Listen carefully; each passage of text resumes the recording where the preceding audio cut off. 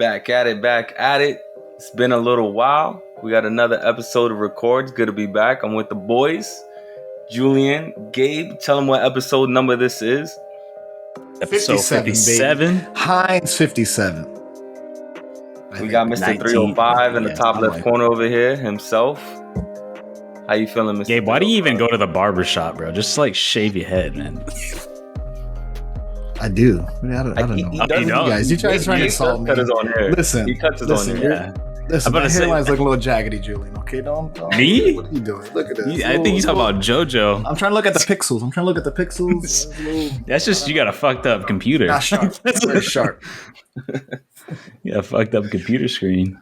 What's going on in sports though? I mean, it's been a couple of weeks, so we finally get the crew back together. We're all crew together, and we're gonna start off with the biggest sports going on because the news never stops. Always, even when we haven't seen a game in weeks and months. Gabe's favorite player, the most news he's been just clamoring to hear. Aaron Rodgers has a brand new tattoo. Aaron Rodgers tattoo. I don't know if you've seen this. This came out a couple of days ago. Aaron Rodgers. I don't understand how it went viral. Yeah, what do you guys saw? I don't know, Julian, if you can pull it up. I don't understand what's like. Why is it going like so crazy, like viral right now? Like I don't understand. Well, you got a tattoo. You got a tattoo of what? Okay, JoJo, you got to see this tattoo, JoJo. What's going on? I don't think it's that crazy. Like I don't understand. I'm gonna, barter for time, but so obviously, Aaron get it Rodgers, up on the screen so everyone can see. Yeah, I'm doing it now. So Aaron Rodgers obviously coming off an MVP type season, huge controversy. Is he vaccinated? I don't know. Whatever. Comes MVP, takes a break. Now in the off season. Tattoo. I feel like I've seen something like that. Yeah, we haven't heard from Aaron Rodgers in a while, and here he comes out with a brand new tattoo. He's trying to show the world. JoJo, what are your first thoughts? You look at this. What are you seeing? Yeah, there's two lions. There's an eye. There's looks like cartography, looks like he's trying to plot the stars in the sky. Astrology. What you say? What you call it? Cartography?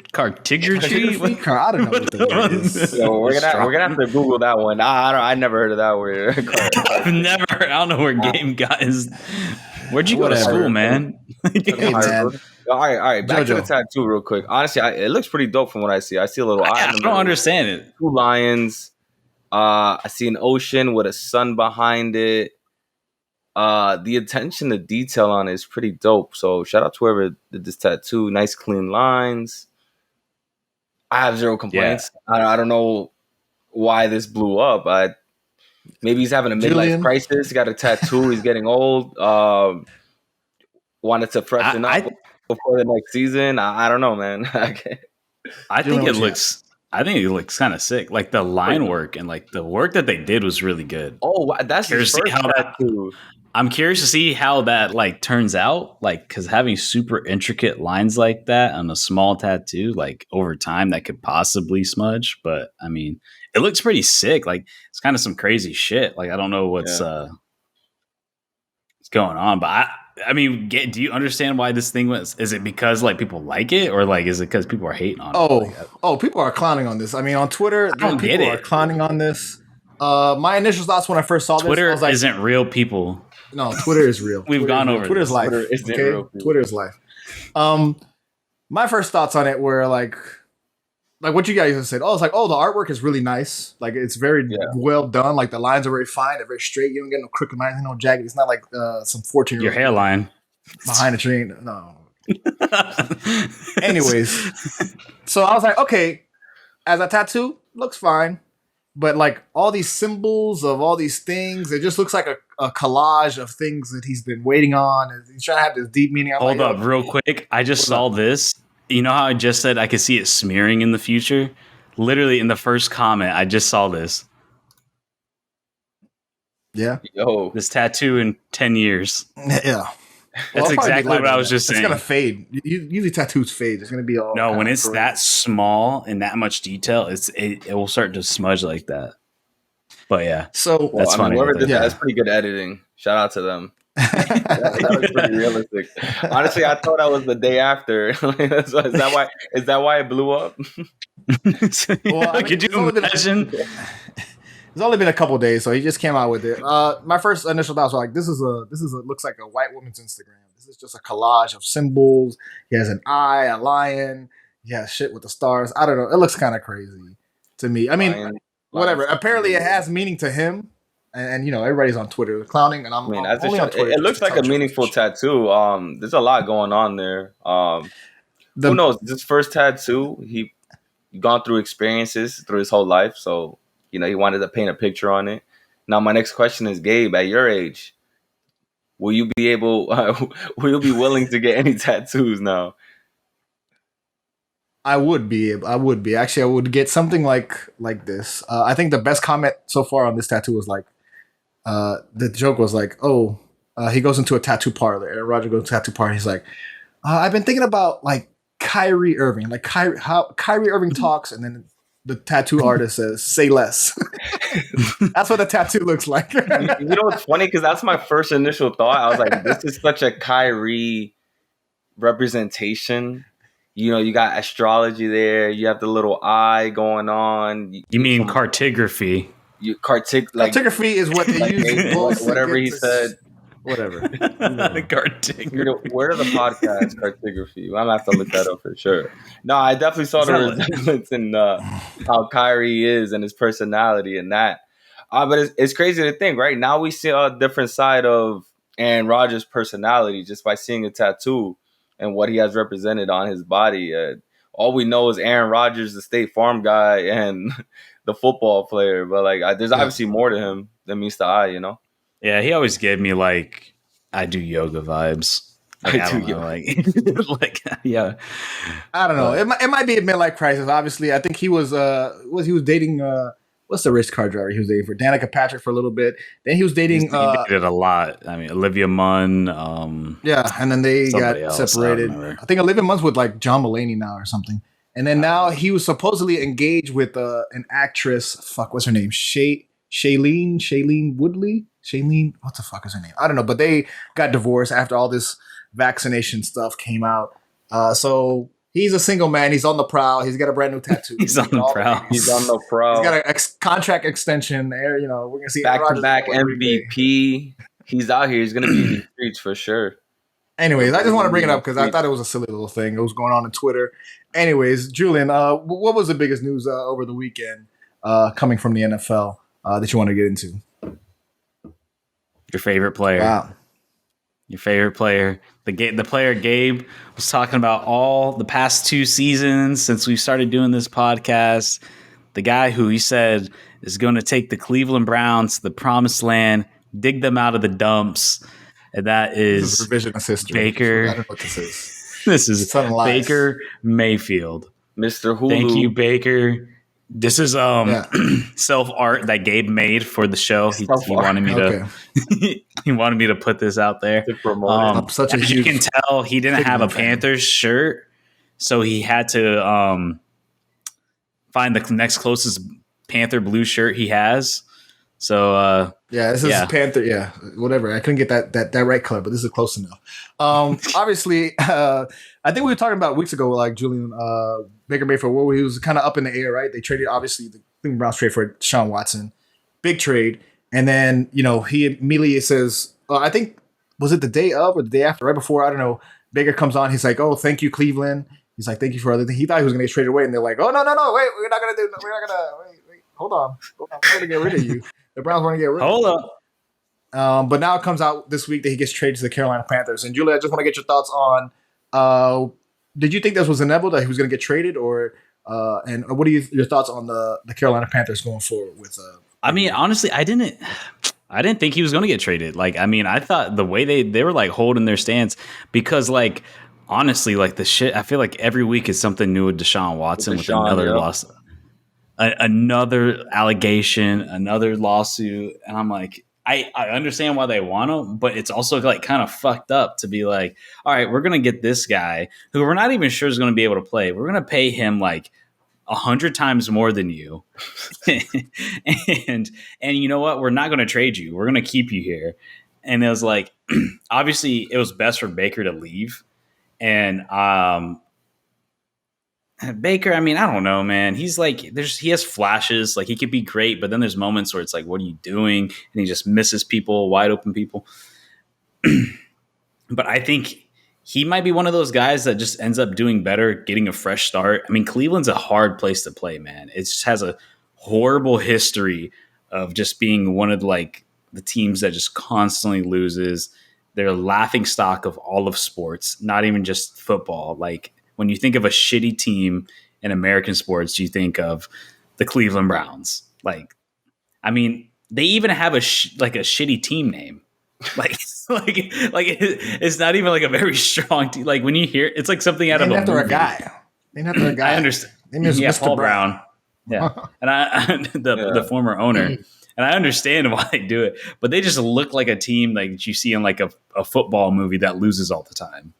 Like, and I personally go back and forth with how I feel about Baker Mayfield, right? We see those flashes, we love him, we talk good about him, and then we just see these ridiculous stints on and off the field, and we're like, what's going on? Then we also have to think of the situation he got into, getting picked by the Browns. Is like, again, like, he's expected to be the hero and pull off something unbelievable for that team who's gone nowhere and God knows how many years. And then after Johnny Football and all this going on, all this commotion, and he really did need a fresh start. So I don't think it's the worst thing he got traded. The only thing that like makes me worry is like, I mean, when he was with the Browns the past couple seasons, that team was good, at least on paper. They set him up for success. I mean, they got him players for sure. They 2 stud running backs, a decent O-line, not the best, but like a decent O-line, and then you had Odell and Jarvis Landry in there. And then you had the tight end. I'm drawing a blank on his name. But and then it wasn't a bad team. It was a really solid team. They went out, spent money, but it just didn't work. And like, I mean, Carolina right now is desperate. They are desperate. Like, they needed to do something. I think the only reason why this trade didn't happen sooner is because Cleveland was on the fence of actually getting rid of him and getting the right compensation for him. Panthers are virtually giving up nothing for him. They're giving up a conditional 5th-round pick in 2024. So they don't even have to give out a pick this year. And it's a 5th-round pick. Granted, I believe he's going into his final year, so they would have to determine. I think he has to play well this season to get a contract or continue to be a starter in this league. So it's like, I think the Panthers, they knew they needed to do something. I mean, you did not want to roll out Sam Darnold again, the man who sees ghosts, the ghost hunter. You do not want to roll him out there again. They needed to do something. I think that team has a lot of issues. You weren't going to re-sign Cam Newton because, I mean, we've talked about that. We beat that to death. Like, the dude's done. But yeah, apparently the Seahawks were never interested in him. Those are the 2 teams he was always linked to, Seahawks and Panthers. But the Panthers now might have a quarterback. But Gabe, what do you think? I think it's going to be fun because I don't know if you guys looked ahead. This is not my favorite player. It's revisionist history. He's souring my name. I'm going to sue you for libel because that's completely false what he said. He's souring my name. I still think, like I said before, and I'll repeat again, Baker Mayfield, he's not a top player. He's not a top quarterback, but I still think he's a starting quarterback. The fact that he lands on the Carolina Panthers, I think is absolutely perfect because this is a 5-win team from last year. And I think he's exactly where he needs to be. Like, this is like one of the teams that like nobody's thinking anything about the Panthers, like Super Bowl run or whatever. So he's perfectly fine where he is. I think, obviously Sam Darnold is the guy that was there. He got traded from the Jets. And I think it's assumed that Baker Mayfield is going to take the starting job. We don't know. I mean, obviously we'll see once they roll out the ball. We'll see week 1. But speaking of week 1, guess who the Carolina Panthers play week 1? Yes, you know it. September 11th. Never forget. It's going to be Carolina Panthers versus Cleveland. So they're at home. The Carolina Panthers will be at home against Cleveland on September 11th. So that's going to be a fun. Yeah. I don't know. Yeah. It'll be a fun one to watch. I mean, that'll be something that's a fun, I obviously don't care about the results. I just want to see, I want to see the spectacle of Baker Mayfield playing at home in Carolina, forever a Panther. All right, listen. Since we're on the topic of talking about terrible organizations as well, I mean, Julian running it back this year against your Jacksonville Jaguars. Be afraid. Be very afraid. The Broncos coming right into town again. Into London, right? Yeah, London game. That's kind of funny too because Jaguars face the Dolphins in London. So me and Gabe watching that, and then now it's Jags and Broncos in London. So it's kind of funny. Our two favorite teams. But yeah, I mean, I've been back to the Panthers though. I was like, the Panthers, man. Like I've been saying it. I think they should just tear that shit down. Like Baker's going to go there, and I kind of feel bad for him because like that team's not good. They're just not good. But I mean, we'll see. Maybe he reignites something in them, and maybe something will change. But we shall see. Let's drop down a level in the football ranks and talk about. Me and Gabe briefly mentioned it last week about the USC and UCLA leaving the Pac-12 to go to Big Ten. We talked about how weird it was and how weird it's going to be. Now there's talks of the Big 12 taking 6 schools from the Pac-12. And those schools are, let me pull it up here. Those schools are Arizona, Arizona State, Colorado, Oregon, Utah, and Washington. But as sources told, is that Pac-12 is not panicking. They believe that if they're able to maintain Oregon and I think Utah, that they would be able to convince the other teams to stay as well. Oh, Oregon and Washington. But yeah, what you think the Pac-12 is going to die, Gabe? We've already seen USC, UCLA leave. Yeah, will the other schools leave to Big 12? Will Big 12 get stronger? Because we've been talking about how Big 12 needed to replace Alabama. Not Alabama. They needed to replace Oklahoma and Texas. The two powerhouse clubs, two powerhouse schools. Now they need to replace those because the rest of their field is not that great. So I haven't been following closely, and I'm not the largest college fan unless Miami's playing. But from what I gather, is a lot of these conferences, they have these obviously these licensing deals where they license whatever to ESPN. They have all these huge giant networks they have set up, and one of the biggest factors I've seen with the relocation and moving of all these teams is like one thing that they actually want to see is this is a funny thing. They want to see. They have certain rights that are certain rights by like certain states and areas, right? Because the colleges were set up like this is for my school that I went to, it was Mid-Eastern Atlantic Conference, or they have the ACC Atlantic, so it's usually East Coast teams or a West Coast team or a Northern team, whatever. So all these teams are set up, and it used to be regional, like they just had this kind of area, and they kind of what they're looking for with all these deals is like a lot of states, and so they're looking for new states. So the fact that last week we talked about UCLA going was it to the Big Ten? Like those are like Midwestern teams, right? They're going to be in the fall. The travel's going to be insane. Yeah, when they go to Penn State, when they go to Pennsylvania, or they go to Illinois or whatever in the fall, it's going to be all winter either. So like, why is that? California and they never played in snow. Going to be played in snow.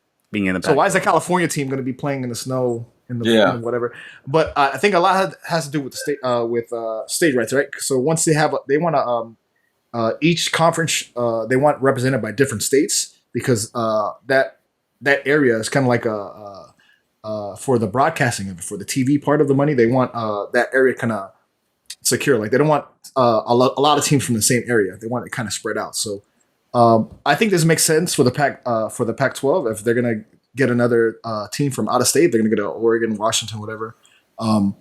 It makes sense from what I've been hearing. So I don't know if it's going to dissolve. I just think this is a lot of moving parts. There's all these teams are trying to.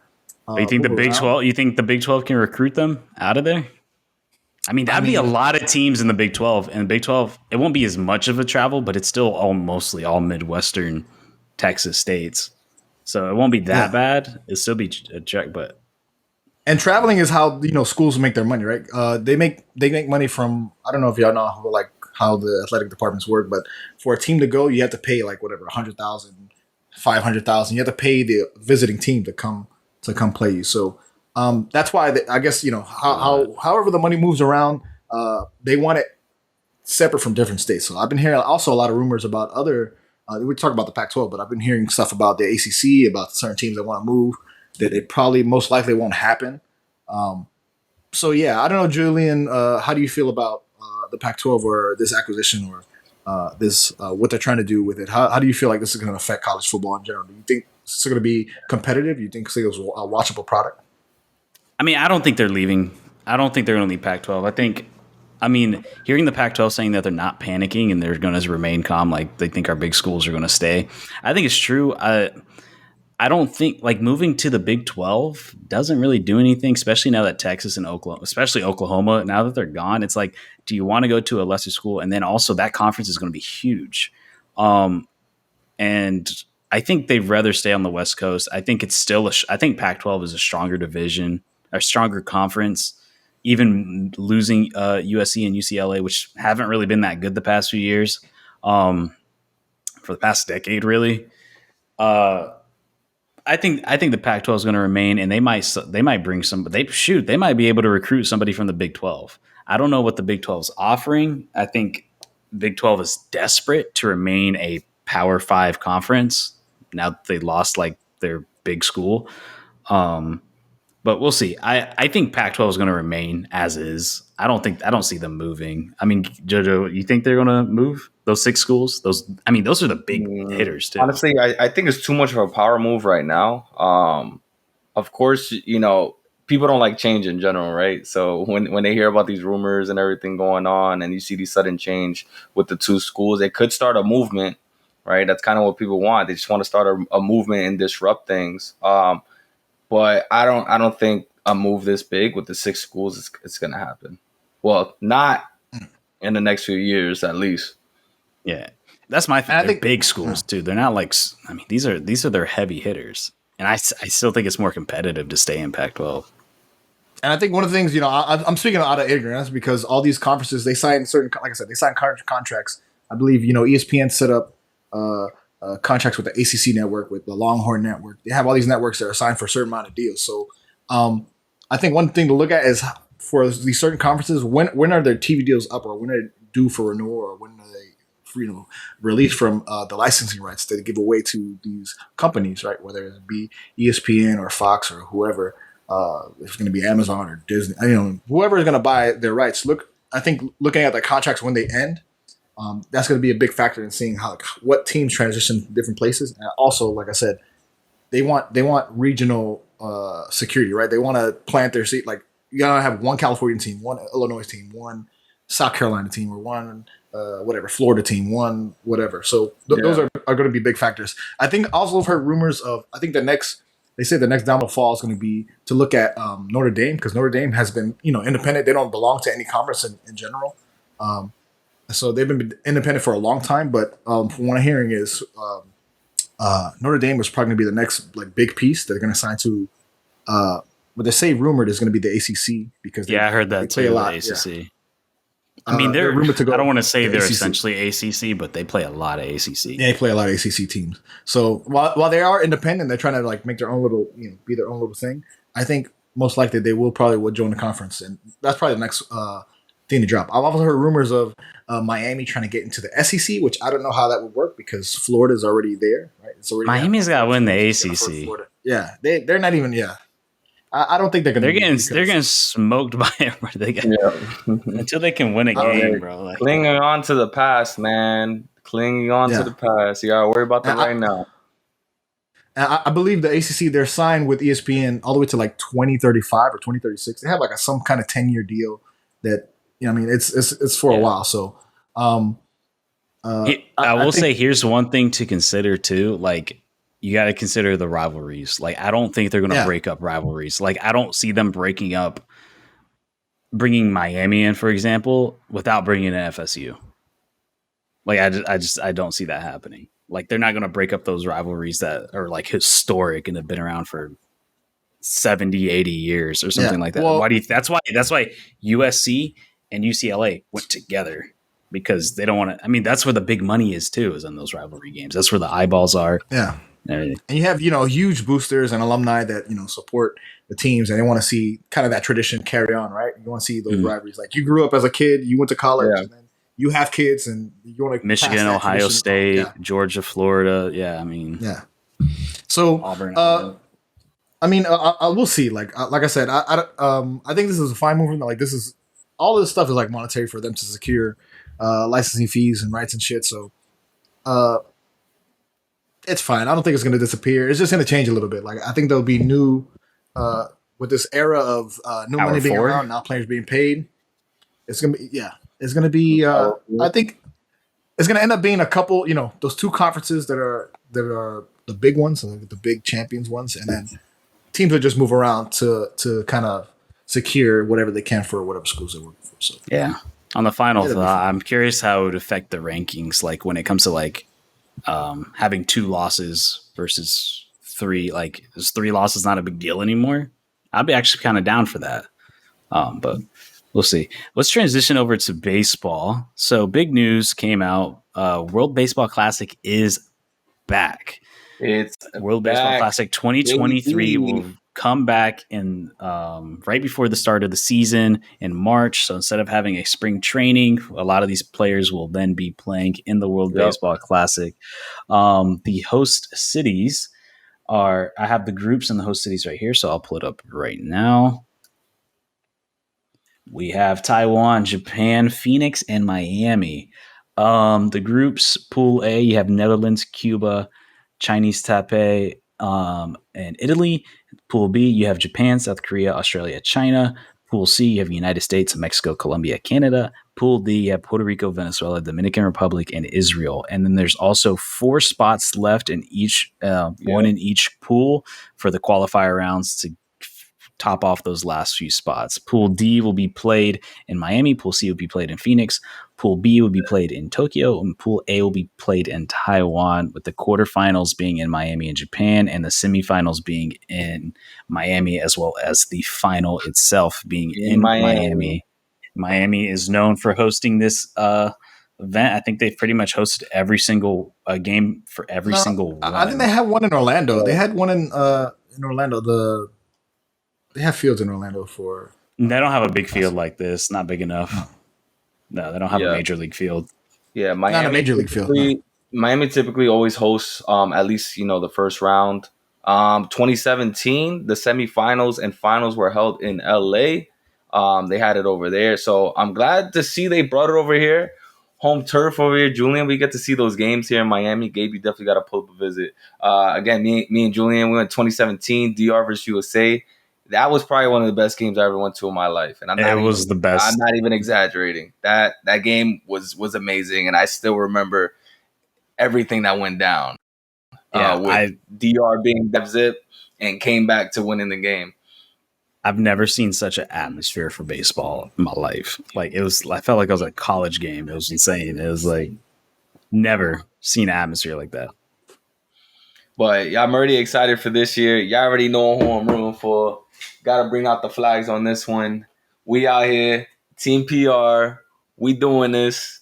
Last 2 baseball classics, we took second place, unfortunately, but we made it to the final round. And this is it, man. This is it. We got some more experienced players. 2017, we had a lot of newbies on the field, and they performed well, man. I don't know how you feeling, guys. Who do you guys? Who are your favorites? I mean, who do you guys have as the underdog? PR is a tough pool. That's a tough pool, man, because you're going to be facing Venezuela. You're going to be facing Dominican Republic. Those are big teams. They have tons of players. Yeah. Here's the thing. So the top 2 from each pool will move on to the next round. Yeah. So there's 2 teams from each standard. pool. Yeah. So, I mean, that's going to be your stiffest competition. If I had to pick a favorite, you know what?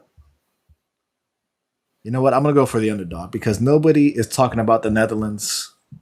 They haven't been speaking about it. Okay. Netherlands, Andrew Jones. Okay. Did y'all know about the Netherlands? Okay. Yeah. I want to say they did make scrappy. I want to say they made the semifinals back in 2017. They were up there. They made a little run. So you know what I realized about the Netherlands? Because I was like, man, they play baseball in the Netherlands. Turns out they do. But the thing is, their best players come from Curacao in the Caribbean. So that actually makes a lot more sense because I've never heard of the Dutch playing baseball. They have a league there, and there's some of the professional players are on the team and that play in their professional league. But a lot of the players come from Curacao, and those players from Curacao play in the MLB. And since Curacao is a Dutch territory, they count. So yeah, I thought that was I thought that was a little interesting because I'm like, what the fuck, like the Netherlands, and then it makes a little bit more sense because they're in that region where baseball is beloved, right above Venezuela. Honestly, I think it was the smartest thing for the Classic to put Puerto Rico and DR in the same pool. They already knew what they were doing there. That's a rivalry on its own. They're trying to get ratings. That's gonna be a must go to game. You have to go to that game. You're gonna miss out. Like in that first round, I forgot 2 Classics ago. It was PR DR in the final. That's when DR took it. They won the championship. Kudos to them. Last Classic 2017, Puerto Rico beat DR 2 times. We beat them 2 times, and we lost to Team USA in the final. But for this upcoming year, this is what our potential roster is going to look like. And we got some heavy hitters. This is why I'm feeling confident. And honestly, I don't even want to go over Dominican Republic's lineup because that's just an all-star team on its own. So I'm not even going to read their names. we all know who they have. So I just got to feel confident with my team and who's representing. So we got Carlos Correa. Infield, you can play shortstop, you can play second base, doesn't matter third base. I have real quick. These guys have pretty much it's pretty certain that these guys are going to play. Well, I'm naming players that played in the last Classic, so they're most likely going to represent again. Obviously, no one's confirmed right now, and there are a few players who are hit or miss with the Puerto Rico team because they're U.S. born or they're Puerto Rico born, but they represent the U.S. So we had a few players like that in the last Classic that are like. And also, I remember like Stanton, for example, his like great grandmother is Puerto Rican, so he has some Puerto Rican. They tried to. I remember that. Yeah, he played for Team USA. So there's a couple players like that as well. Yeah. But he was more American than he was Puerto Rican. But I was going to say, real quick, how do players feel about playing? Is this something that they care to play, that they want to play? Is it is it treated like the World Cup where it's like an honor, like you go and you play, like that's what you do? Or is it like Olympic basketball?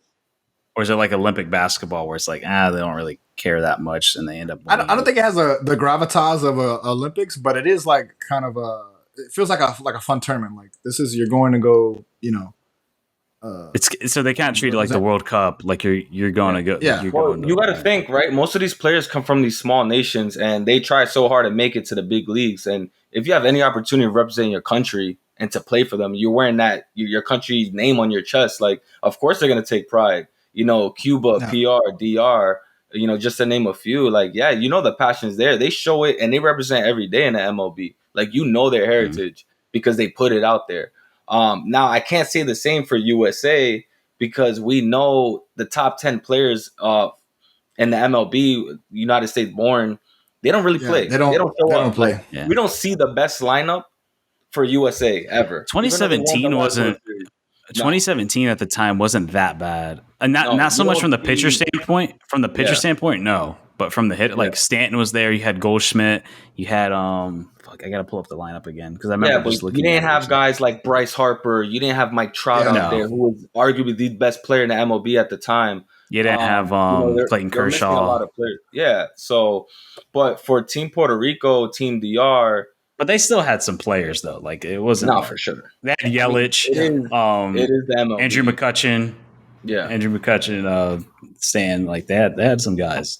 So, in the way, it's kind of like the, like the NBA, how the NBA has been, right? Because we think of the NBA, the Dream Team. Those are, like, literally the best players of their time, of their era. They're like, yo, we cannot lose anymore. We send the best players. But now the Olympic NBA team is just like, they're good players, but it's not really the best of whatever the league has. Because these guys, they go on vacation, they go to whatever, Monte Carlo, they go to Italy. They have other priorities. So as far as USA baseball and the World Baseball Classic, it's kind of like that. Like you might get some really good players, maybe good college players that haven't had a chance to sign. Maybe they're not all-star players among their colleagues, but they're solid players that want to go play because some of them were all stars, and I think you're going to get a little bit of a mix. I do think they have more of a potential to being like a World Cup than they do like ending up like basketball Olympics, where people just don't really take it seriously, because it is a more competitive. And I think what makes the basketball thing not like people kind of opting out of it is because USA has just been so dominant for so long. They've just only ever lost like once. And it's just like, we can win without us. And the World Baseball Classic can still be really competitive. And it's not like, we don't know who's going to win. And like, hopefully it can grow and become something like the World Cup, where it's like, no matter what, you drop everything and you go. Granted, FIFA makes it a requirement. Like if you get called up, you have to play. So maybe we can see this year. I think 2023 is going to be huge, right? Post COVID, they delayed it. Who knows? USA won the last one. That could have sparked more of an interest here in the United States as well. And look at where they're hosting. They switched up the cities. Miami's hosting, the semifinals and the finals. That there's a lot of culture here in the city. Depending on the teams that make it, what countries go, you're going to see sellouts for sure. You're going to see these sellout games. I think so. And Phoenix is a big baseball city. Phoenix produces like some of the most baseball talent in the country. And then obviously we know they host like half the spring training games. They have, Judge, you've been to Phoenix. I don't know if you saw them, but there's like spring training fields, like stadiums everywhere over there. There's like 10 in like the whole metro area. Yeah. That's a shit ton. So it's a big baseball town. I'm going to show off the world rankings right now as it stands currently. So you guys can see right now, Japan is number 1, Chinese Taipei is 2, South Korea is 3, Mexico is 4, United States is 5, Venezuela 6, Dominican Republic 7th, Netherlands 8, Cuba 9th, Australia 10th, Colombia 11th, Canada 12th, Puerto Rico 16th, Italy 17th, Israel 20th, and the final one is China 21st. Yeah. All right. I don't know how they do these rankings. It's probably most of the players that, like when they compete for these leagues, like our MLB players aren't involved, obviously, with in the qualifiers right now. Yeah, exactly. But when you throw in these big names, oh man, everything's going to change. Like these lineups are going to be ridiculous. So real quick, again, back to my potential lineup for PR. We got Carlos Correa. He was actually first overall pick in 2012 by the Astros, World Series champ. He did participate in the 2017 World Baseball Classic when they got second place. Francisco Lindor, we all know him. This guy's showing out, second base. Javi Baez, he also participated in the 2017.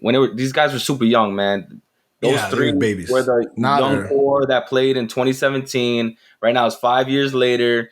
A few of them won World Series. They're all multiple All-Stars in the league, kind of proved themselves. Yadi Molina, we all know Yadi, 2-time World Series champ. He's going to definitely be catching. It's probably going to be one. I think he's retiring. Yeah, he got to retire soon. Yeah, he's retiring. Yeah, this is it. I think he's going to play, though. He's going to play. This is it. Got Kike Hernandez, utility player. I think they're going to put him in the outfield, to be honest. He did win with the Dodgers before he got traded. So another World Series champ on there. Eddie Rosario, outfielder, potentially left field. He plays for the Braves, World Series champ with the Braves. And we got some pitchers in here. You got Berrios, Lugo, Diaz. Other players, if they decide to play for PR, are Renato, Springer, Stroman. So we got a pretty good lineup here. So I think we got it. I think we got what it takes. Right here. I'm curious to see what USA's pitchers are going to be. I did see last time they had the biggest names I saw. They had Bumgarner at the time. He was, I don't know how he's played recently, but I remember at the time he was really hot. My God, I'm drawing a blank. Garrett Cole was there, but obviously that was before what he is now. Who knows if he goes back? The pitchers, I think, is going to be the biggest hit or miss. Getting extra wear and tear on their arm. Yeah. As much as I would love to see like a fully stacked USA team like that'd be sick. I definitely see like an Aaron Judge going. I see Stanton going back. I can see that. I don't think so, man. He's off and on the field. He's hurt, man. I don't think Whoa. Aaron, that's you a young talking man about game. Aaron, you talking about Stan? The Aaron Judge. Oh wait. I missed Giancarlo. I missed Giancarlo with Aaron. Oh, I think he's going to go back. If he's healthy, if he's healthy, I think he goes back. I think he enjoyed it. I think he liked it. I think he wants to go back. I think it's going to be relatively strong. Obviously, like, ooh, man, I would love to see, like, I think Yelich might go back. I would love to see a Mike Trout. That'd be sick. But I think with the USA winning, it's definitely going to spark more interest in the current MLB players to represent their country. Man, think back then, guy. You had David Wright, Derek Jeter, like these Hall of Famers representing US in those past classics, and even they weren't able to win. The first one was 2006, which is crazy to represent your country. But I really do feel like this is going to be one for the books. 2023, March 2023. You know what I hope to see too? We're going to all the games, bro. PR versus DR, like I said, man. I think the PR Venezuela game is going to be really good. Venezuela's like people's like one of those like people don't think about Venezuela. Venezuela has the third largest population in MLB. It's Americans, it's Dominicans, and it's Venezuelans. Like they have so many players. Their player pool is huge. It's right up there with USA and Dominican Republic, and then below that, it kind of drops off. Yeah. They always seem to underperform for whatever reason. Their best placing was in 2009 for third place. Yeah, these tournaments really come down to pitching. The pitchers don't stay out as long. They pitch fewer innings. So you're gonna need relievers, and you're gonna need very good relievers in there once the starter comes out, and you need that key closer to finish those games off because anything can happen. I really hope Ohtani plays for Japan. Oh, he will. That would be. I really hope he does. He has to. If he wants to increase the profile, he has to, bro. Japan right now has the most championships. They won the first two, 2006, 2009. I think because they have their league they're the second best league in the world, like right behind the MLB. Their league is really good. So like, even though they haven't had as of recently a lot of Japanese players in the MLB, not as much as it was before, they still have a huge talent pool back in their home country. Yeah, man. Even the Yankees paid Tanaka a couple years back. Way back, a shit ton of money to come out of Japan. He was the best pitcher in that country at the time. Yeah. So they have players. We'll see, man. We'll be looking forward to the World Baseball Classic. We'll bring more news. Obviously, these guys are going to be in town attending it. But let's talk about NBA because right now we're in the middle of Summer League. It's going on right now. I think it's happened this week. They're in Las Vegas. It's going on. Obviously, we had the NBA draft. I don't know if you guys had any thoughts about the NBA draft, some of the biggest picks. Jojo, I know you follow college a lot more.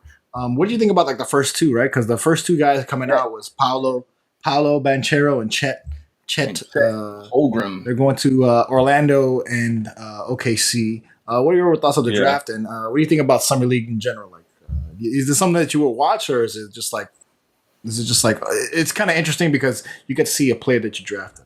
I don't know. What are your thoughts, Joe? Yeah, I mean, Summer League? I think Summer League is dope, right? Obviously, it gives those upcoming college players a chance to showcase their skills. The only thing is, I would say, it doesn't show that they've proven anything yet, right? Obviously, you want them to perform well, but don't get overexcited, right? Don't get too hyped because they're still playing with, honestly, other college level players. They're not playing with the heavy hitters. You're playing the best like college has to offer, though. Yeah. I mean, which they do anyways, throughout, NCAA tournaments and everything like that. But with the top two, Paolo, man, that guy is such an oversized guard. It's ridiculous how good he is. And it's not a surprise at all that he went number one. What did surprise me is that Chet went super high, like top 5. He did play very well in college, but I feel like he got on that Gonzaga boat and that just pushed his name through the door. Like Gonzaga is always a super overhyped team every single year for no reason, which they really don't prove anything. They're expected to win the tournament every year, and they always fall off. But he had a great first game. I don't know if you guys saw that. And then he had a double-double this last game. He has potential. This guy is a 7-footer who can shoot threes, and he's blocking shots. What more can you ask? He's running up and down the floor. He blocked Taco Fall. You guys know Taco Fall, right? Yeah, tall, like skinny, he blocked him multiple times at the rim. That was a hilarious matchup. But he definitely needs to put on some muscle, hit the weight room. But he can maneuver his body pretty well for being at that size, which is pretty good. I don't know if you've been keeping up with any of the games, Gabe. Yeah, I've seen. I haven't been watching like every minute of the games, but I've seen the highlights. I feel like I feel still like he's very young, right? You can try to kind of project it, like, okay, he could be this or whatever. To me, he still looks kind of clunky, right? Like him running physically, it just kind of like disturbs me. It kind of, for me, it reminds me of like Antoine Walker. Like Antoine Walker is such a great basketball player, especially for the Miami Heat. He played for Boston, whatever. But just when you see him run up and down the field, I'm like, yo, this guy does not look like an athlete. He just, when he's running, I'm like, whatever. So, but definitely he has the potential. Like you can see, okay, maybe, like you said, gain some weight, maybe get some smoothness. Obviously you listen, get up to speed with the NBA speed of the game, and maybe potentially like, okay, maybe he's young right now, but maybe in a couple of years he'll get some experience. But obviously he doesn't have that expectation right now to do very much, right? He's gonna do what a rookie does. Maybe potentially go for rookie of the year. I don't think he's gonna be a game changer for his team, like playoff bound, championship bound. I am excited to see the matchups with Joel Embiid, with Giannis, Rudy Gobert. I want to see how with these big, tall, strong centers or power forwards. He's gonna have a freshman awakening when he plays these guys. Yeah. And Julian, I want to ask you, like, how do you feel so far? Like maybe players we've seen so far in the past drafts, and like how they project, right? Because when you saw, I kind of remember as a young kid, I was like in elementary school, whatever. I remember seeing Shaq, and Shaq was like so strong, but he was very skinny, but he was so strong and powerful, whatever. And you compare him from the beginning of his career when he got drafted to like his end of career. Obviously, his body changed, his skill set changed. Obviously, he had gone through the fire, right, of all these championships. How do you feel about now, like some of these young guys? Do you feel like you can look at a guy and say like, okay, that guy's gonna have a good career, or like Julian, do you feel like, and you're like, I don't know, for me, I'm kind of like, I just wait and see. I don't know how you feel about players from their rookie year when they get drafted to how you project them going forward if for whatever favorite team you're going. I think a lot of the times it takes a couple of years. I think we see a lot of, like, I'm trying to think at the top of my head. It's not very often I feel like we come across players who just took off from like year one. We see a lot of guys, they'll have decent rookie years, solid rookie years. You're like, all right, yeah, we could build upon that. And I think you see a lot of that. I notice you don't really see as many busts that you do see, like compared to like other sports that you get in the NBA. But I say I always say give a guy a few years. Give him a couple years. It also really depends too on the team. Like, but unless you're like out there balling like Trae Young did his first like 2 seasons, like that's at least as of recently, that hasn't been super common. And I don't know if that has to do a lot with the way teams started to structure their rosters with having like big time free agents sign, and maybe that's affected the way rookies are being developed, talked about on the media. So maybe we just don't hear about like as much as unless they're like really going off, because everybody wants to talk about the Lakers 24/7 or talk about the Nets or talk about whatever. So a lot of those great rookie performances kind of get pushed to the side and not really talked about. So I don't know if that could play a factor as well. Like, and a lot of times like you're going to bad teams that nobody wants to talk about. Like, we're probably not going to hear about Paolo Banchero playing for the Magic until the Magic start getting good a few years down the line. And that's when you start to really notice if these players are really going to turn up, is like when they start getting solid teams around them and they get that experience. And I would love to talk about Paolo. But I think back to the Miami Heat, right? Dwayne Wade coming out of Marquette. He obviously a good player, and it took a couple years because first they had to get into the first round and then they lost, and then they had to get into the second round and they lost, and then finally they got deeper and deeper. So definitely, I agree with what you're saying, Julian. Like it takes time to kind of develop the players. When it talks to Paolo, I think Paolo he looks more NBA ready. Like I can see him being effective, but also it goes to like, okay, what kind of support, what kind of help does he have? Like what kind of cast are you putting around him? So I think Paolo is more NBA ready than Chet from based on what I've seen. And Paolo is like talking mad trash. These guys talk a lot of trash for young guys coming out of college. They're pretty talking. And that's what I was gonna say. Like, I think you saw it more back then, like when Wade was coming, like that 03 draft and everything that everybody talks about. Like, because teams weren't so top heavy, like it was a little bit more competitive. Like I feel like you could have a difference maker rookie come in and they can squeeze into the playoffs. Versus nowadays, it's very hard to do that because you don't really see that like anymore. the top is so heavy because they're just these teams that switch like, I don't know, every 3 years. It's like another team that gets like 3 big stars, and now there's like only 4 teams that are like, all right, these 4 teams are title contenders. And then the rest is kind of like split out. So I think it's harder for like to have like those Derrick Roses in their rookie season become rookie of the year, and possibly if he wasn't a rookie, could have been like an MVP that year. The most recent player I would say, in talks of that would be Ja Morant, as in a real big difference maker as a rookie coming in for his team. Yeah. I think it's just hard because, like, I feel like back then it was a little bit more competitive. Like there was the players were the player pool was a little bit more spread out across the teams versus now it's a little bit more condensed to less teams. And I would say generally in basketball, like it's kind of tough for me, right? Because I barely watch college basketball. Like I watch around Match Madness and stuff, and I'll see the big names whenever, and I hear them like, okay, whatever. Very like little specks of watching it. But a lot of it seems like also there's also other players that come. From high school, like they just recruited straight out of high school or whatever, or they're a 1 year freshman, 1 year one and done.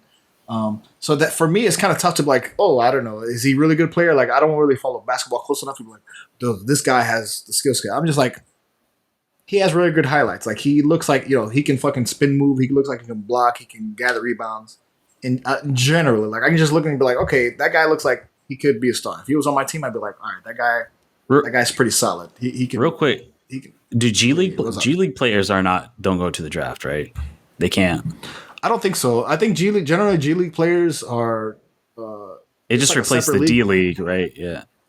Yeah, I think once you have to declare for the draft, and I think it's only for certain circumstances. Like once the draft happens, then I think everybody's like a free agent. So if you try to put your name in the pot.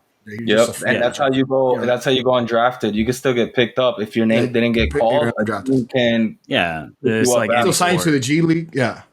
But generally, the draft is supposed to be for the top players, the top college players, the top high school players, international their prospects are. So from what I learned from watching that Adam Sandler movie about the basketball international. Oh, we talked about it. You talked about it. Yeah. Apparently, if you're international, as long as you're under 22, you can declare for the draft. Like basically like what Luka did. Like, Luka played for Real Madrid, balled out, and played there since he was like 18 to 21 and then declared for the draft.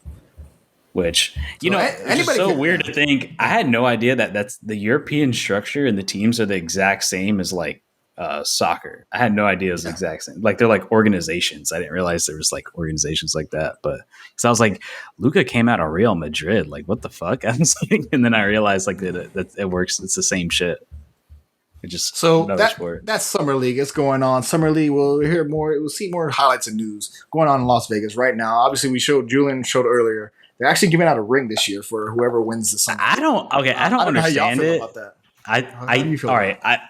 I think NBA is trying to make the Summer League like a talking point, like something like, how we say the NFL tries to be talked about throughout the year. So they make like the big spectacles about the schedules and the drafts. I think the NBA is trying to do that as well with their free agencies and the Summer League, trying to make the Summer League a bigger deal, like having it instead of like all being played in like what they used to the Worldwide Disney in Orlando. They used to all play in like some basic World gym. of sports. Now it's like starting to become into arena, which is cool. Like I mean, I think it's cool that they're trying to do that, especially if you're a basketball fan. It gives you more content summer to watch. basketball's lit, bro. Like, So, and I think, yeah, and it used to be only like on NBA TV, or you had to like really look for it. Now it's like starting to become like, and it's a smart move by NBA. Dude. I mean, you're blatantly copying the NFL, where it's like, all right, we'll try to figure out a way that we can continuously talk about our league. Because realistically, it's just a rookie mini camp.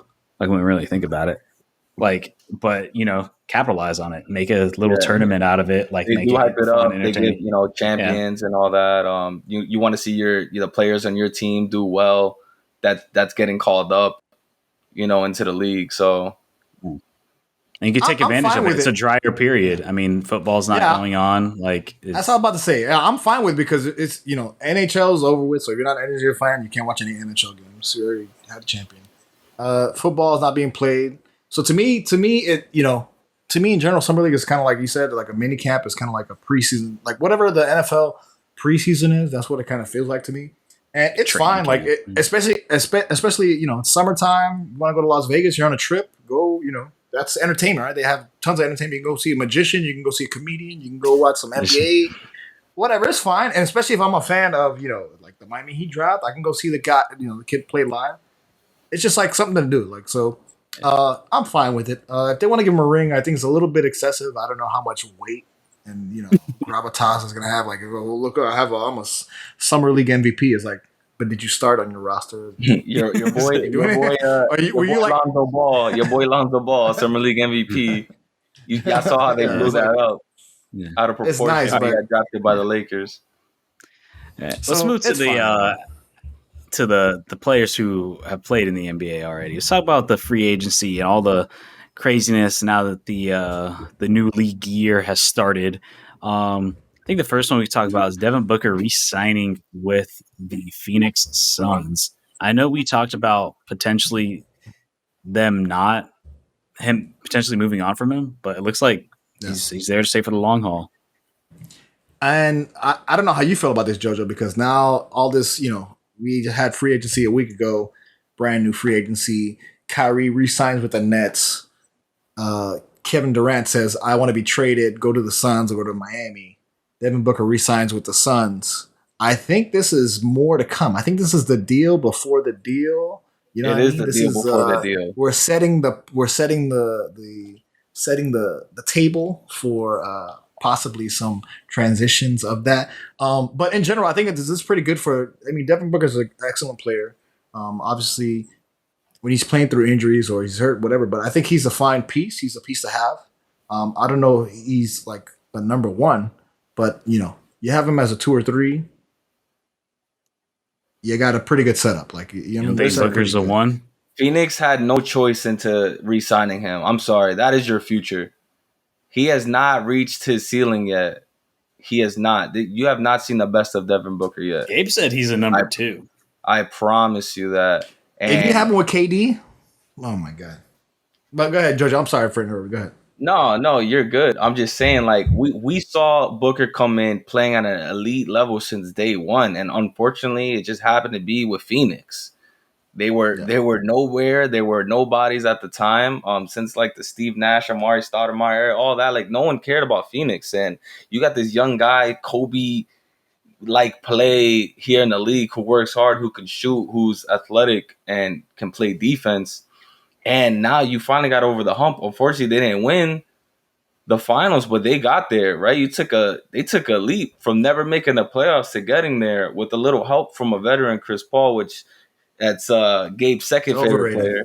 Overrated. First place team. Go on. We already know he's overrated. Well, of course this guy deserves the max because I don't see any other reason why not. You get him one more supporting cast member. Like that's it. We know Phoenix has championship level talent, and they got knocked out of the playoffs. I don't even know how last season. We all saw that they were supposed to make it to the finals, and this is supposed to be their year. But I don't think they're going anywhere. I think there's only room for improvement. They're going to be around for a little while as long as they got Booker and that little core and that coaching.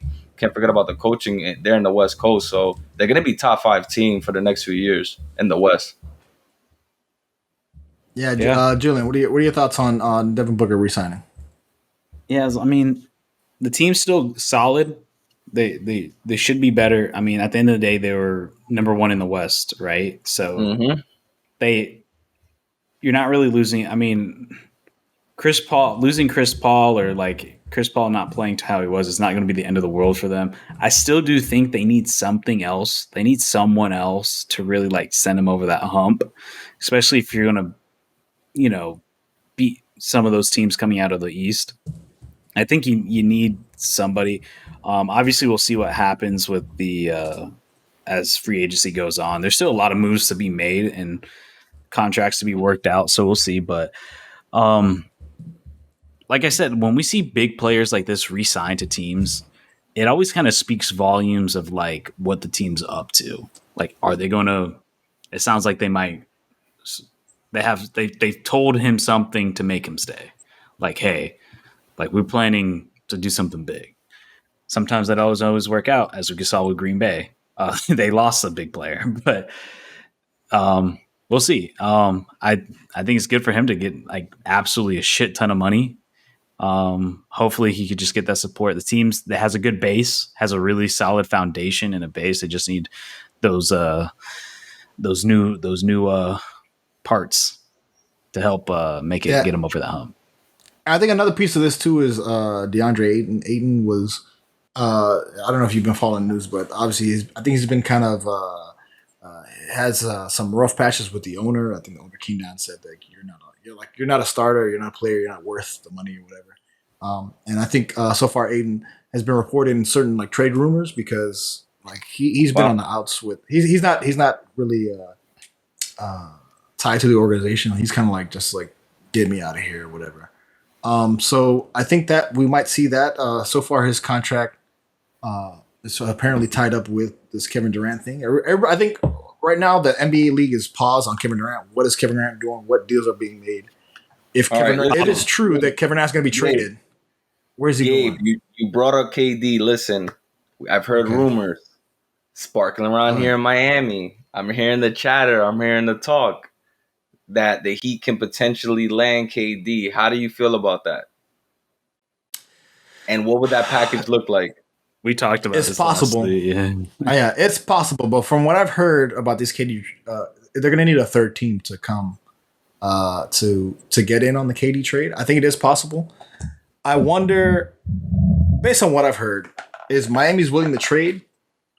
Right. So here's the thing: the Nets have all the advantage, right? Because KD is technically under contract, but if he's like, send me to Phoenix or Miami, or I don't play.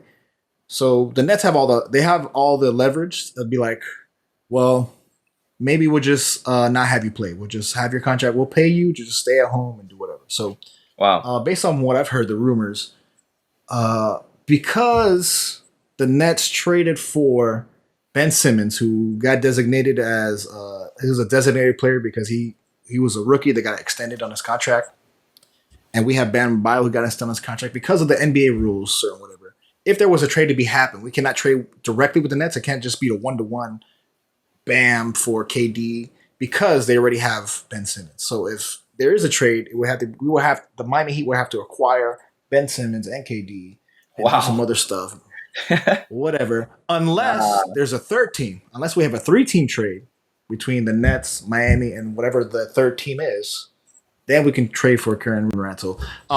But basically, what I heard, early on when KD first announced that, I want to go to Miami, I was like, okay, maybe this could happen. But based on like the technicalities of the trade of him coming to Miami, I don't think it's gonna happen. Like every day, as the days get longer and longer, I think the chances of him coming to Miami decrease, like lower and lower. So it is possible, but like I said, have to involve a third team, and the money has to match up and shit. So. I would love to have him, but I don't even know what they would give up and offer. Like, what are we giving up to have him? You know what I mean? That's what like me and Gabe briefly talked about it last week. Is like, I personally don't want it because Nets are clearly playing hardball, and you're going to have to give up some big pieces. And I don't think the Heat are in a position to want to do that. I don't think what it's going to take to get him, I don't think is worth it. Versus, I think you can get a player that is a free agent that you don't have to trade anything for, that can help the team immensely and that possibly that can possibly win them a championship. I don't think they're in the market. I don't think they need a KD, and what it would take to get him. Do you get any better? Like I get KD's a generational player. He's going to be one of the greatest players ever, but losing Bam for KD, like they're two different positions, and now you're going to have a hole that needs to be filled as a big man if you lose Bam. Yeah. And I don't like, and we said it last week, I'm okay trading Duncan Robinson. I'm okay with trading Tyler Hero. Obviously they already lost PJ Tucker. He went to Kyle Lowry, Philly. Yeah. Kyle Lowry's the asset as well. Yeah. I just, for what it would take to get KD, I don't think it's worth it. I'd rather you supplement somebody. Like I personally like the idea of Bradley Beal. That's just me though. I think he can add that element. Well, Bradley Beal's off. I think he's off the table. He just re-signed an extension with. He has like 250. I literally just saw that he didn't. Bro, there's no way. No, he signed with Washington. He re-signed. He re-signed with Washington. No, I literally just read that he took it. No, he declined it. Wait, hold. Let me pull this up. I swear we got to figure this out. Hold on. Bradley Beal. I know Bradley Beal signed a huge ass deal. Let's just confirm. No, right here, 6 hours ago, Bradley Beal. Wait, now I'm seeing conflicting reports. Pretty sure Bradley Beal signed an extension with the Washington Wizards. He was supposed to be a free agent, but I think he accepted those terms. As far as we're talking about Miami Heat, KD. Jojo, let's talk about you and your Lakers. I mean, because also I hear rumors. All right, real quick before we move on, just what it says. It says just because he resigns does not mean that he won't be traded, because he has because the contract. It says even though he signed a 5-year, $251 million contract with no trade clause, does not mean that he will not be traded. So do not expect trade rumors to be closed down. Yeah, but as far as trading, I haven't heard the Wizards involved in a Kevin Durant trade. This is 2 hours ago. Yeah. But let's talk about the Lakers, because we're talking about the Nets. Kyrie Irving agrees to an extension. KD says, "I want to be traded." Now I'm hearing rumors about possibly Kyrie going to LA, maybe a reunion. This is so bad. Kyrie. I don't know how you feel about it. Hold on. Before Kyrie did this whole re-signing thing, man, we had the possible realistic trade that could have happened for AD and KD and Westbrook and Kyrie in just 2-on-2 trade for the Lakers and the Nets, and you would have had possibly KD, LeBron, and Kyrie on the same team. But for real though, I honestly think Kyrie wants to rekindle that relationship with LeBron, to win another championship. Does LeBron want Boston? Nothing's happened. Ruined his reputation there. Brooklyn, we all know the fiasco that happened this last season, and he needs a redemption season. All right, he could play every single game this year for the Nets, but honestly, do you expect him to make a run now after everything's going on? Obviously, with Westbrook, he played below average. See, if we had Westbrook play even as an average point guard in the league below his standards, we would have been okay with that. But the fact that he played below average in general is ruining his reputation for the last season. Now, I don't think Westbrook is done.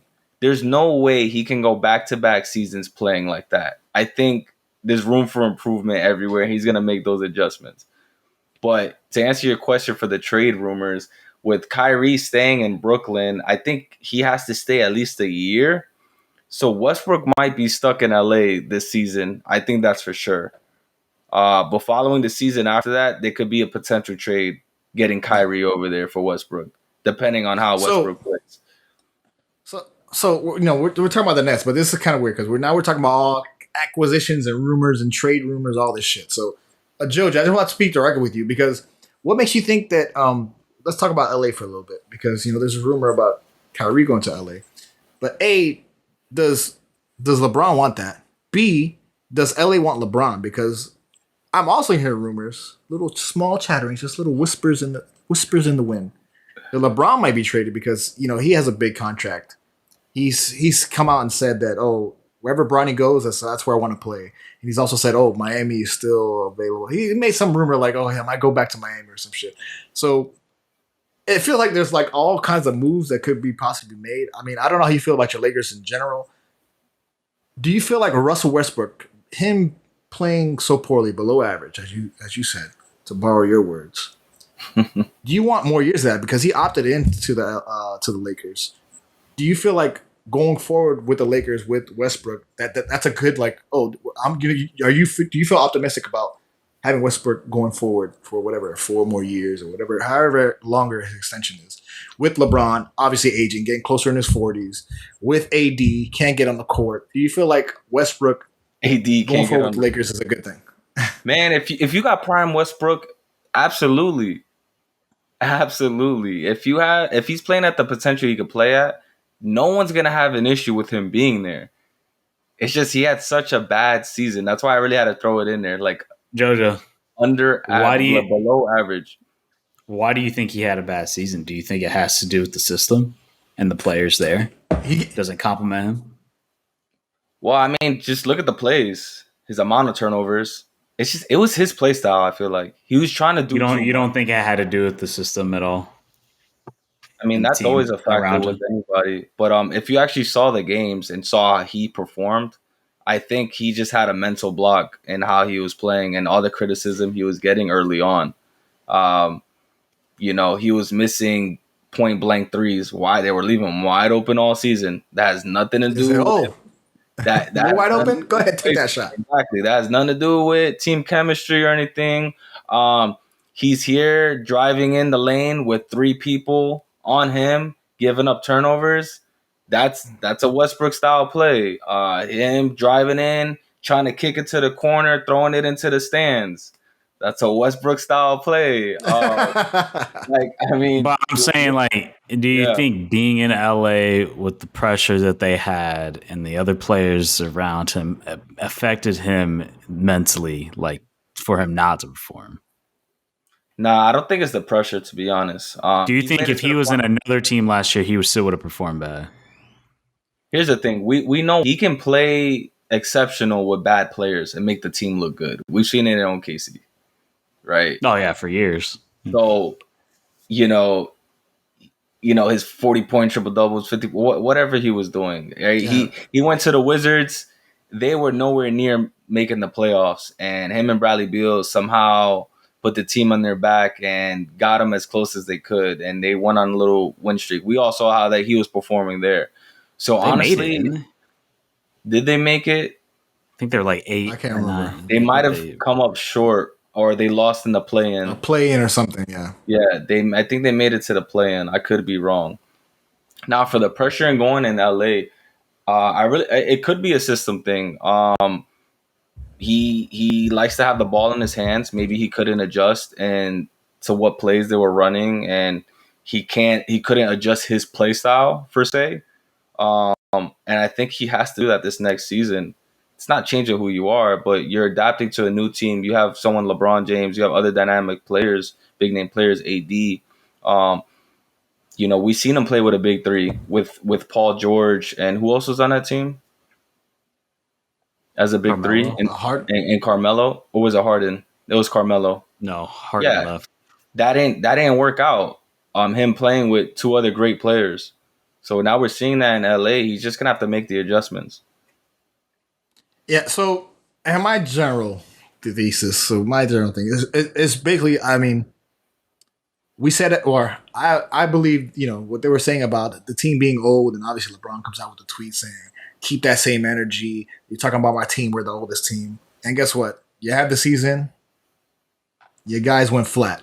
Do I think, as far as Russell Westbrook, I think we've seen the best of Westbrook. I think his prime is behind him, and I think it's going to be downhill. That's just my prediction. He has a very inefficient game, and the only thing that's changing is he's getting older. So it's just inefficiency, getting older. I think the clock is ticking on LeBron. LeBron is also getting older. The man is almost 40 years old. The guy's like 37, 38 or something crazy. Yep. They're stuck with LeBron. They're stuck with Westbrook, who opted in. AD can't get on the floor. He's your future, and he's always hurt. LeBron is talking about, I want to play with, I want to play with my son. I want to play with Bronny one game, wherever he gets drafted, whenever he gets available to draft. I think somehow, if not this year, possibly next year, LeBron gets traded. Big trade. You're talking about Kyrie waiting a year. I think there's going to be some major moves in next year. If not this year, next year. Right now, the name of the game is waiting for KD. See where KD wants to go. If they can make an agreement, the Nets can make an agreement with whatever team. It seems like the Suns, but I also heard rumors of other teams. Right now, the move is KD. Once KD falls, we'll see a bunch of other transitions. Bro, I will say this.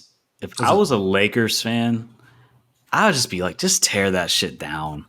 Just tear it down. Like, what are you doing? I mean, it's the greatest franchise in the NBA, man. No, but I'm saying, what are you doing? Like, last year clearly didn't work, and what, you're gonna roll it back out again? If I was a true LA fan, not a fake one like JoJo. If I was a real LA fan, I'm a LeBron fan. Think about it. Like, realistically, why would you want to run that team out again? This is in this era of the NBA where we have a play-in, where there's 10 teams that have a potential to go to win the title, and they couldn't even make that. And you want to roll that out again with no sort of future? No. The only future you kind of have is AD, but like you said, he's always hurt. Maybe it was just a bad couple of years, but maybe next year he's able to. But why? Why? And then what? You're going to trade for Kyrie? That's not going to do anything. The guy barely plays as it is anyways. And he picks and chooses when he wants to play. Why? It just makes no sense to me. If I was clearly ever since the new family that's taken over the team, they don't know what the fuck they're doing. They don't. They got one lucky championship in a bubble year in a shortened season. That you look back on that, and it's a miracle that team won that championship. No, that team was a good team. Not a miracle. That was a good team. Yeah, you gotta give them some credit on that. They were a good team. They are on fire. I mean, they had Dwight Howard, but give them a chance, bro. How much has that team really changed? A lot of the role players changed. They kept the big three pretty much, but the role players changed immensely. I can't even keep Alex up with Caruso went to Chicago. Okay, yeah, man. Take away that year. What about the years prior? Since Kobe era ended, it's been terrible. It's been terrible. Yeah, tear that shit down. I'm not rolling out Carmelo. I'm not rolling out. When was the last time the Lakers were even relevant? Kobe. That's what I'm saying. It had to be Kobe. Yeah, but that's exactly what I'm saying. The people that are running the show in LA have no fucking idea what they're doing. They're just throwing money at people. And one year it stuck. It worked. The other years it has not. And you're going to roll the same shit out there again? It's just... Well, that's what I'm saying. And then what? You're going to bring in another player who's an older player who has no future, really, and doesn't even sure if they're going to play basketball next year, or wants to play. It's why? I just tear that shit down. Just tear it down. I think that's the most interesting thing to watch going forward is who's going to hit the restart button, right? Because if the rumor is true that KD is going to leave the Nets, or if the rumor is true that Kyrie is going to hit the Nets, essentially the Nets are hitting restart button. They're like, okay, screw this. I know we got James Harden, KD, and Kyrie. James Harden's gone. I guess we'll trade away KD. I guess we'll trade Kyrie. We're hitting restart, right?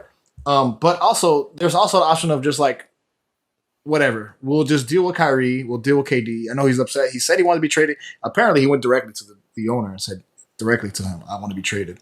So that's crazy. Pretty much that's pretty crazy. I don't know. I don't know to you, but that's pretty much it blows my mind. If you don't trade me, I'm not working. You know that meme with Magic, I'm not gonna be here. Whatever the hell. Yo, that is Kevin Durant. I feel like there's only 3 players in the league that can do that, and Kevin Durant is one of them. I think it's funny that Deshaun Watson tried to do that, and they're like, "Nah, You're just not gonna play a whole year. You're just not gonna play a year. Like they didn't give a fuck. They're like you just ain't gonna play a year. Like so that's interesting to see. So with all these rumors, it's like if these trades actually go down, if KD is actually traded, if Kyrie's actually traded, that is the Nets hitting the reset button. If the Lakers, to me, are trading assets to acquire Kyrie, or they're trading assets, like I said, I believe, if not this year, next year, that LeBron is probably going to leave or ask for a trade, or he'll be gone. That's the Lakers hitting reset button. And, this is all waiting. Like, I think everybody's waiting for the KD move to happen. And then I think you'll see stuff start landing. Tough off season. It's pretty interesting because we're in the middle of it. I haven't heard any stories. We're going into the weekend. It is Friday. We'll see if any moves are making. I'm watching my Shams. I'm watching my Woj. But yeah, I think it's pretty exciting. Well, and this is all going on in between summer league and shit. So I don't know, Jojo, how do you feel about the NBA summer going so far? Has it been exciting for you? Is it something you're looking forward to, or just like whatever? I'll just wait till. Yeah, I wouldn't say something I'm looking forward to because summertime's baseball time for me, but it has been keeping me busy, right? Watching highlights, seeing what's going on. Pretty entertaining, summer league. Not something to look forward to, something to keep me occupied. Julian, how you feel going forward with NBA? It's just a wait and see. Like, I don't think we're going to see any big moves really outside of the KD thing. I think, like you said, next year is going to be a big year. I think people are going to wait and see what happens. But yeah, I will say real quick, we're going to end it here, but something just came up. Breaking news, semi kind of breaking news. Wow. We're going to go back to the NFL real quick. Roger Goodell just announced that a Sunday ticket will be going to a streaming service. He confirmed it. It will go to a streaming service, and it will no longer. That's something we talked about last week. Yeah. We're talking about the red zone versus the Sunday ticket. We're talking about potentially it would, but he's pretty much said like we're leaving DirecTV. It is going to one of the big players, whether it be Apple, Amazon, Netflix, whatever. He didn't say specifically the names, but he says it's going streaming. Going to Hulu. Yeah. And this Hulu just broke live sports. So, and this just happened like a couple weeks ago. Wow. The reason why I don't think it's gonna be Hulu's all derived off ESPN Plus. So all Hulu stuff is ESPN Plus related. And I don't think ESPN is going to put any money towards it. Nah, it might be a Fox or Paramount or some shit. Nah, I think it's going to be Apple or Amazon. I really think it's those two. I don't. Fox already put money towards it. Paramount already put money towards it with CBS. It's going Amazon or Apple. I guarantee it. But yeah, it's pretty much. He said it's going streaming, which is pretty exciting. I'm actually really pumped. I really hope that works out. But yeah, we can end it there. I just wanted to bring that up before we close it off. Since it just broke. I think I'll do it for this week. I mean, we'll check it out this week. Yo, Jojo, what's up with your boy? He's fighting the UFC this week, right? Tomorrow or tonight? Check it out. What's it called? UFC Las Vegas. Check out my boy Saido Kub Karamanov on the undercard, finally making his debut. Unfortunately, last fight, I think he caught COVID literally the night before.